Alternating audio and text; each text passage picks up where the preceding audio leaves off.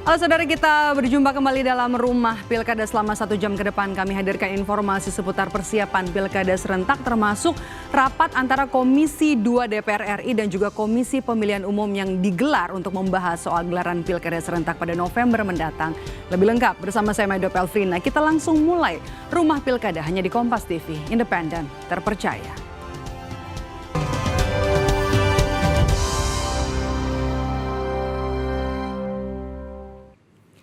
Informasi pertama di Rumah Pilkada, saudara. Anggota Komisi 2 DPR RI, Masinton Pasaribu, mengeluhkan ia yang tidak bisa mendaftar sebagai calon bupati di Tapanuli Tengah kepada KPU RI. Masinton Pasaribu menyebut ia telah melengkapi berkas pendaftaran, tapi berkas pendaftarannya kembali ditolak oleh KPU Tapanuli Tengah dengan alasan silon.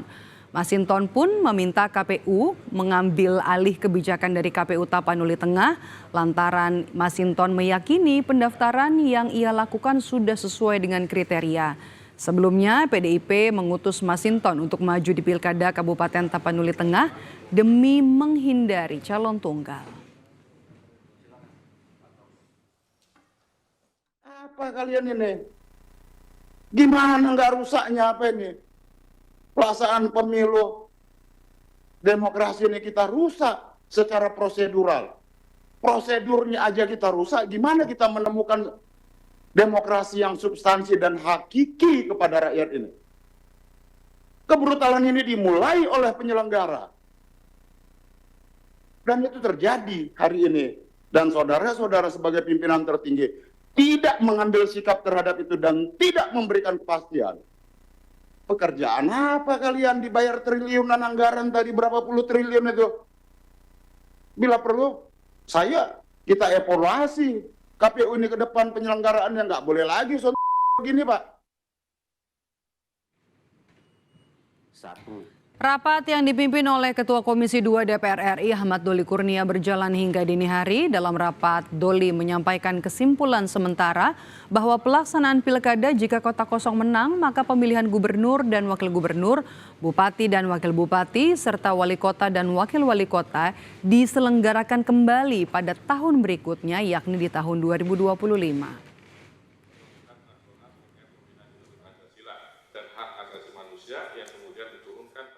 Terhadap daerah yang pelaksanaan pilkadanya hanya terdiri dari 1 pasang calon dan tidak mendapatkan suara lebih dari 50%.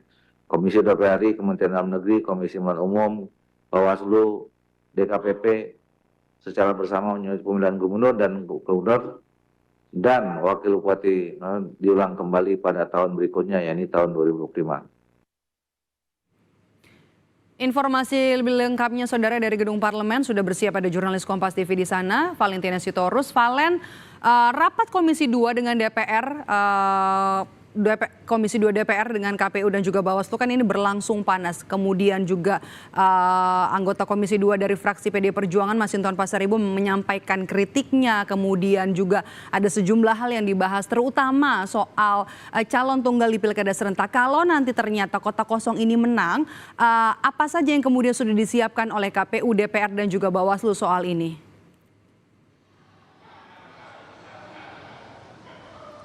Iya, selamat sore Maidop dan juga saudara. Sebenarnya sebelum simpulan sementara ini muncul dan dibacakan oleh pimpinan sidang, dalam hal ini adalah Ahmad Doli Kurnia, terkait adanya kesepakatan bahwa pilkada ulang apabila salah satu pasangan calon ini mendapatkan suara tidak lebih dari 50%, maka akan dilakukan pemungutan suara ulang ini di tahun berikutnya atau di tahun 2025. Tapi sebelum kesepakatan ini muncul, sebelum kesimpulan sementara ini muncul, begitu ya, sebenarnya dari KPU sendiri yang diwakilkan oleh Komisioner Idam Holik ini memberikan 2 opsi. Selain yang pertama adalah tadi yang saya sebutkan, menganut dari pasal 54D Undang-Undang Nomor 10 tahun 2016 yang akan dilakukan pemilihan ulang di tahun 2025 atau tahun depan setelah nanti pemilu dilakukan pada tanggal 27 November 2024. Ini juga ada opsi kedua, yakni merujuk kepada pasal 3 ayat 1 Undang-Undang 8 tahun 2015 yang menyebutkan bahwa pilkada ini dilakukan dilaksanakan setidaknya tetap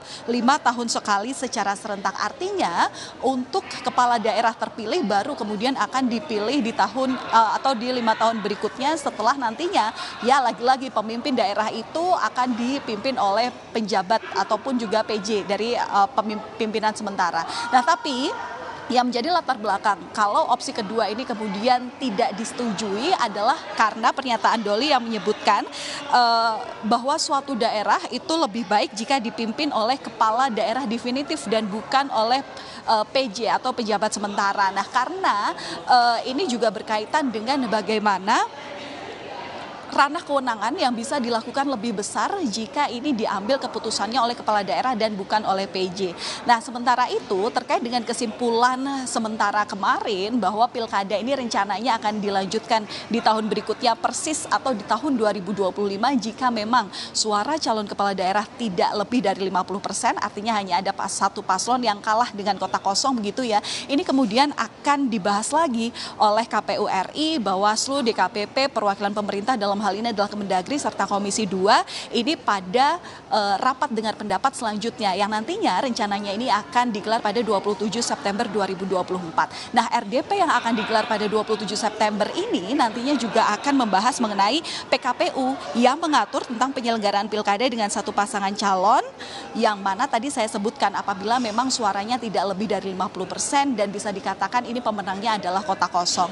Nah, sementara ini Medop dan juga saudara, KPU kemarin dalam RDP ini juga mencatat ada sedikitnya 41 daerah yang hingga saat ini memiliki satu paslon di Pilkada 2024. Ada di satu provinsi yang letaknya ada di Papua Barat, kemudian 35 kabupaten dan juga 5 kota.